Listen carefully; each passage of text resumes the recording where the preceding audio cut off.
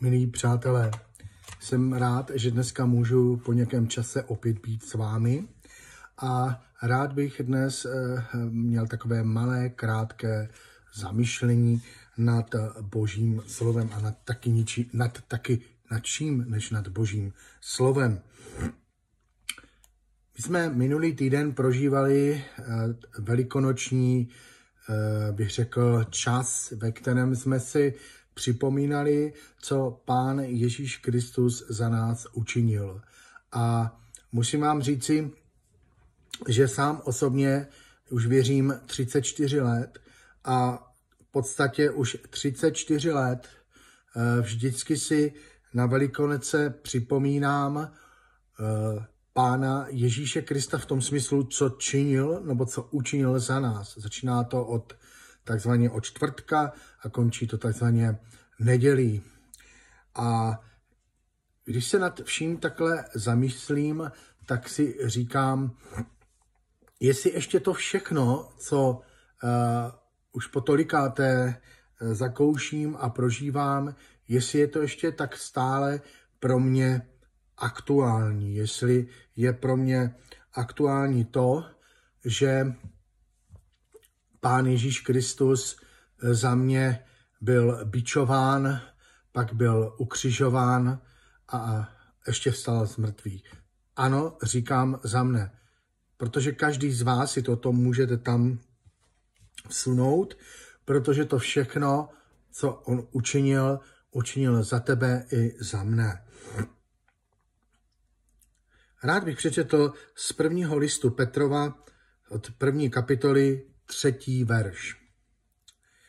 Požehnán buď Bůh a Otec našeho Pána Ježíše Krista, který nám ve svém velkém milosrdenství daroval nový život, když vzkřísil Ježíše Krista z mrtvých a povolal nás k živé naději.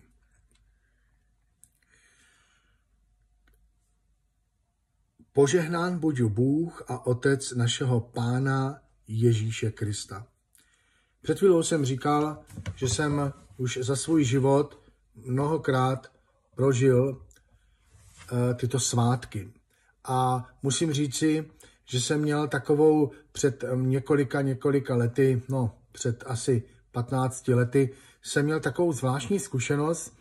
Jednou jsem šel do jednoho kostela v Brně k jezuitům a byla zrovna Bílá sobota.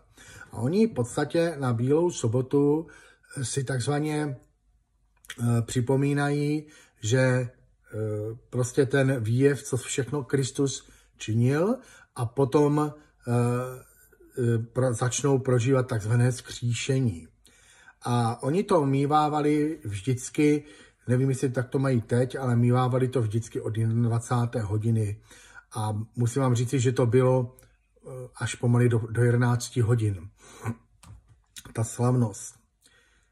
Když jsem se toho účastnil, tak vám musím říci, že to pro mě bylo velmi silné setkání s tím, co Pán Ježíš pro nás učinil. Protože oni opravdu si dali velice záležet na tom, jak to všechno se dělo, co se dělo prostě při tom, co Pán náš prožíval. A četlo se hlavně z Božího slova. Četlo se jak ze starého, tak i z nového zákona.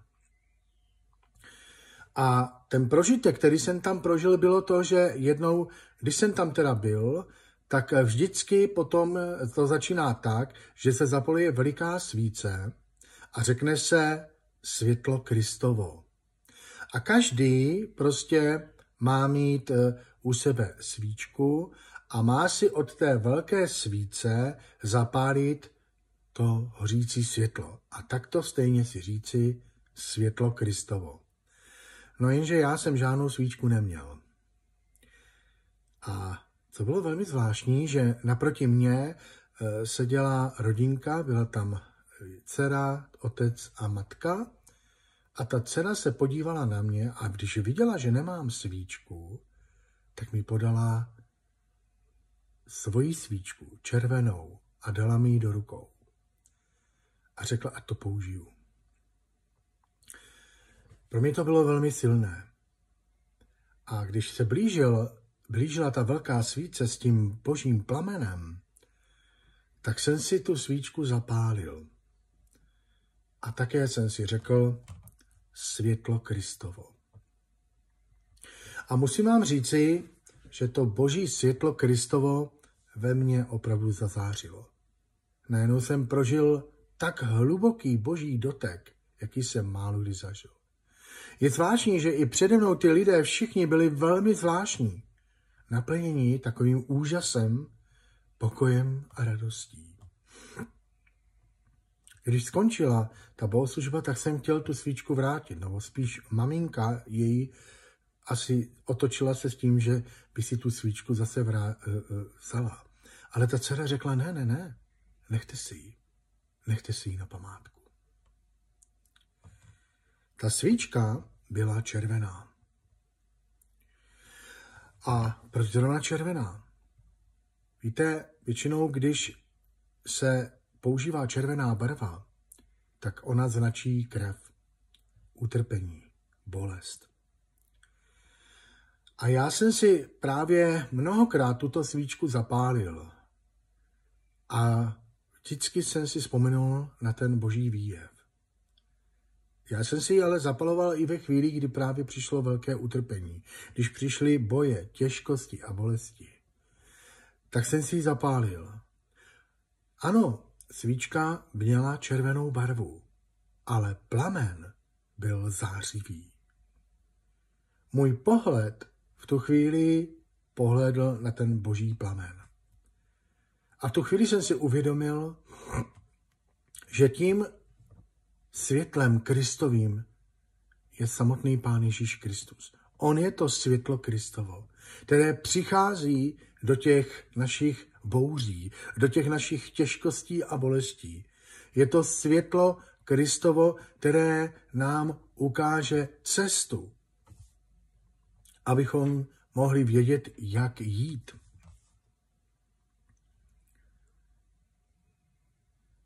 A Bůh nám ve svém velikém milosrdenství daroval právě tohle boží světlo, Krista Ježíše. On nám ho daroval, abychom nebyli ve tmě, ale abychom byli v jeho podivuhodném světle. Víte, po tolika letech jsem prožil ty Velikonoce a musím vám říci, že ty Velikonoce teď po 34.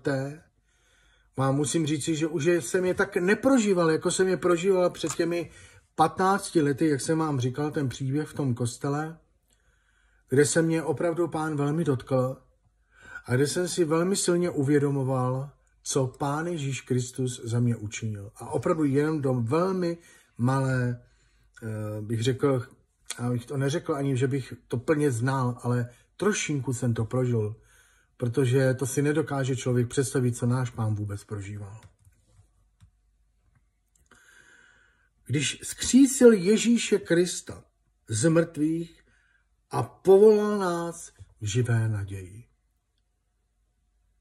To světlo Kristovo, které jsem si zapálil, tu svíci svého duchovního života, když přišel svatý duch do mého ducha a zapálil tu boží svíci, tak se mě rozzářilo. Najednou jsem uviděl, že jsem špinavý, že potřebuju, aby mě Pán Ježíš Kristus očistil tou převzácnou krví. Pocítil jsem v boží přítomnosti, že jsem hříšný. Ale kdyby toto světlo Kristovo nezazářilo v mém životě, v mém duchu, pak bych zůstal nadále ve tmě, pak bych vůbec neprožil ten opravdový boží dotek. A co dneska? Tato doba, ve které teď jsme, doba, která není vůbec příjemná. Já jsem měl možnost zhruba tak před 14 dny slyšet svědectví malého chlapce, který měl možnost spatřit Pána Ježíše. A toto dítě vidělo Pána Ježíše a najednou se objevil u něj a Pán Ježíš mu říká, podívej se dolů. A to dítě se podívalo dolů a vidělo naši zem. zeměkouli. A viděl, že celá ta zeměkoule je tmavá. Velmi tmavá. Pán Ježíš se přimlouval tu chvíli za církev a prosil Otce nebeského, aby ještě chvíli sečkal, že ještě by mohli být nějaký další lidé zachráněni. Ale Bůh odpověděl, že už není možné dlouho čekat, protože země je naplněná hříchem, špínou, nečistotou. Nebylo tam vidět ani jedno jediné světlo. A pak bylo řečeno, že málo kdo bude přijat, že velmi málo lidí bude přijato do království nebeského. Co nám tím chtěl to dítě říci, když to slyšelo? No, Bůh nám chtěl tímhletím svědectvím říct, že i křesťané mnozí žijí ve tmě, že nežijí ve světle Kristovy pravdy, že nemají tu boží svíci v sobě zapálenou, možná ji tam mají uvnitř, dívají se na krásnou barvu, oceňují tuto barvu, ale nezáří v nich boží světlo. Jsou ve tmě a jsou v hříchu. Celá zem byla ponořena do tmy, celá zem byla zaplněna tmou.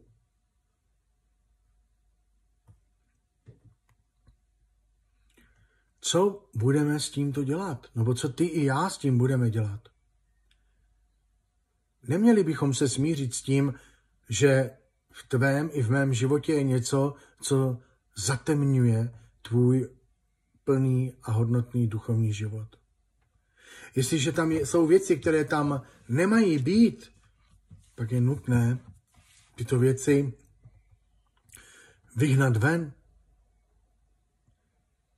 Protože pak budeš neustále ve tmě, budeš v hříchu a v nečistotě a nikdy se duchovně neposuneš. Pán Ježíš Kristus byl vzkříšen z mrtvých, nezůstal v hrobě, v temném hrobě. Když ženy přišly k hrobu a ptali se těch dvou mužů, co tam seděli, kde je náš pán, kde je náš mistr, a on říká, ale on přece tady není, on stal z mrtvých. Tak stejně i ty i já nemůžeme být někde zastrčení v hrobě, v temnotě, ale musíme vyjít ven z toho duchovního hrobu, vyjít z té hnusoby, z toho strouchnivělého, z toho pudu hnusného a přijít do přítomnosti živého Boha. A když Pán zazáří v tvém světle, jako ta boží svíce, tak pak se ti rozjasní, pak najednou uvidíš, že jsi špinavý a že potřebuješ se umýt, že se potřebuješ očistit.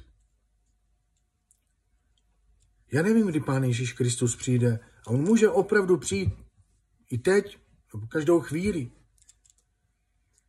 Ale je velmi důležité, aby ty i já jsme si čistili ten chrám, aby jsme se dennodenně očišťovali tou krví Ježíšovou, která tekla na kříži, ta oběť, kterou on udělal.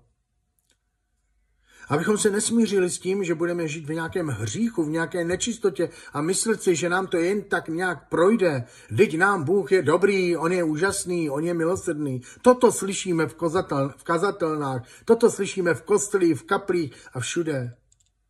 Ale neslyšíme tam o kříži, neslyšíme tam o tom, že je nutné bojovat, že je nutné se dennodenně křižovat, že je nutné dennodenně se zapírat.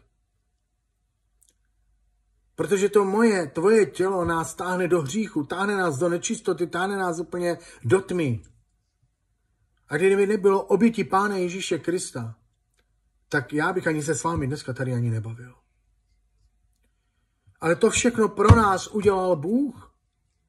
Jemu opravdu stálo za to poslat tohle Božího syna Ježíše Krista za tebe i za mě. Ale to přece neznamená, že si řekneme, to je úžasné, je to fajn. Ale taky si musíme uvědomit, že musíme žít Pána. Že se musíme nechat jím proměnit. Že by bylo dobré, aby v tém i v mém srdci zářila ta boží svíce. Jenom tak budeš mít světlo na té cestě. Jenom tak budeš moci vidět, protože celá tahle zem je ponořena do hříchu, do nečistoty, do špíny, do tmy. Tak vstaň, dovol Svatému Duchu, aby zazářil v tvém životě. A když zazáří v tvém životě, tak spatříš svůj osobní duchovní stav před Bohem. A nesmíš se s tím, jak na tom jsi, ale začni s tím něco opravdu dělat, protože Pán může přijít. A co budeš dělat, když tady zůstaneš? Špinavý, nečistý a hříšný. Tak to už řeš teď. Teďka řeš ten svůj duchovní život. A nesmíš se s tím, že na tom takhle duchovně jsi, jak jsi. Odpusťte mi tuto horlivost. Ale musím. Protože já sám potřebuju být jiný. Ne takový, jaký jsem byl třeba včera. Já potřebuji být jiný. Nejenom říkat amen na všechno a klikat na Facebooku na všechny veršíky a říkat, jak je to krásné, jak je to úžasné. Ale když tvůj život nevyzařuje Krista, jestliže tvůj život nevyzařuje toho vzkříšeného Krista v tvém životě, pak všechno to jsou jenom slova, prázdná slova, která vůbec nic neznamenají. Pojďme opravdu všichni na kolena, kteří věříme v Ježíše Krista.